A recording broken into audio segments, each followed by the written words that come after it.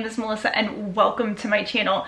Today I'm going to be giving some recommendations for the Halloween weekend. It is literally coming up this weekend, and if you're like me, I have a few books that I really want to read that are quick and short, but maybe you're kind of like on the fence. Do I want to read the books that I have? Do I want to pick up something else that I already have planned? Well, then this is the video for you, or you can just read these anyways because I think they're great books. So there's no rhyme or reason. I don't really have a specific genre for this. Most are probably romances. There's a few thrillers thrown in there, so let's go ahead and get started. Okay, so we obviously have to go with one that is taboo, because you know, when you think of Halloween, things just get a little bit weird, and maybe not in just the best way, but this book is in the best way. So this is Priest by Sierra Simone. This is a book that maybe if you are quite on the religious side, it may not be the book for you, but I enjoyed this book too, or I enjoyed this book rather. It is about a young priest who is just kind of dealing with seeing this young lady and dealing with, you know, having to keep his vows. So yeah, basically this is exactly what it is. I have the second book, Sinner, right behind me that I do need to read. I think Sierra Simone writes some of the spiciest and well-written like scenes. Oh my goodness, I love them. I really love her other series as well. A Lesson in Thorns is a great novel as well. It might be one that I would highly recommend, but I feel like if you want something really taboo, this one's it. Okay, so moving on to a nice thriller. This is one that I feel like I read quite quickly because it kept me on my toes, and it's like a classic. I feel like Riley Sager is just a classic now, a modern classic thriller writer, and Final Girls is his first book. It's the book that I have read by him, and it's exactly what it is, Final Girls. So if you think about all of those like Halloween movies and Scream and all of that and all of the girls that survive, those are Final Girls. So this is about a group of final girls, and suddenly they all start basically getting killed off, and it's like, oh my gosh, am I gonna be next? And I think that this setting, and like, I think it was in New York, and I just really remember like this scene in Central Park. It just like really stuck with me.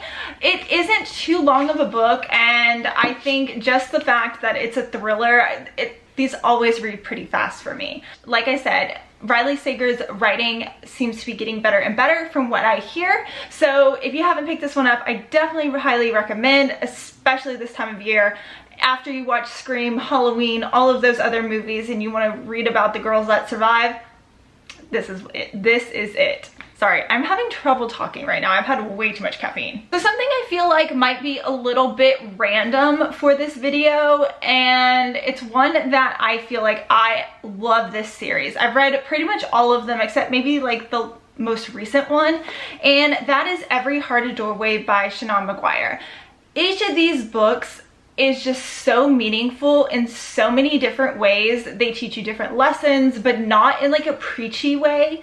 This first book I really enjoyed, but I definitely liked the second one a lot better. This is so cool. So it's about a group of children who go to this school, and they're all children who went through these doorways to different worlds, and the other worlds are where they really truly belong, but they've somehow found themselves back in this world that we live in and are finding it very hard to adjust back into this kind of real world life. And they're all looking for the doors to go back to that place that they felt the most comfortable and everything. I did really like the main character of this one. I think she was just kind of a little bit moody and kind of gothic.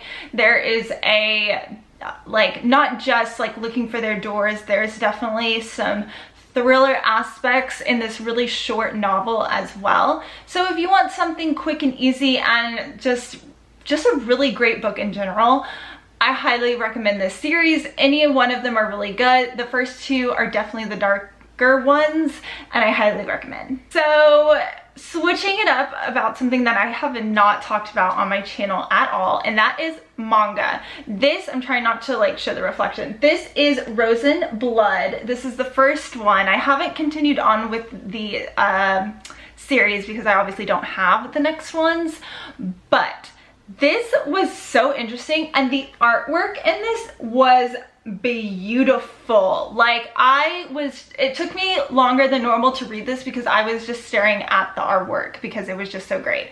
This is about a girl who wakes up in this kind of like castle. She was supposed to be a maid somewhere else, but somehow she doesn't end up where she's supposed to be. So she ends up being a maid at this other place, and there's, I think, 4 men who live there. They're a little weird. Weird things keep happening. She gets attacked. Are they vampires?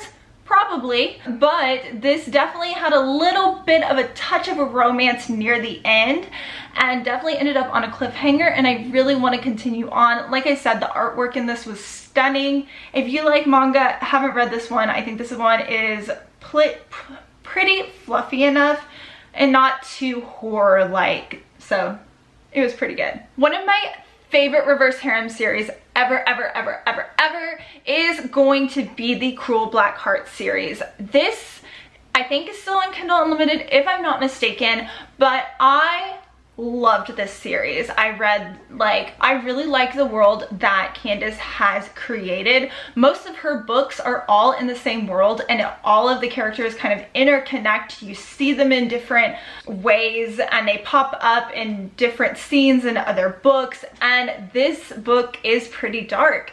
You have a girl. She's obsessed with serial killers. She has a part-time gig as a newspaper writer. She writes about serial killers.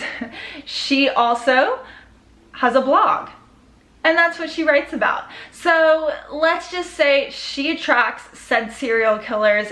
This is a reverse harem book, and I loved it. Definitely one that I want to continue on reading. It was so good. Well, continue on. I want to reread. That's what I meant. Really enjoyed it. I definitely want to get the rest of the series. I only have book 1, but loved it. Then continue on with my reverse harem. Lady of Rooks Manor. Of course I had to talk about this.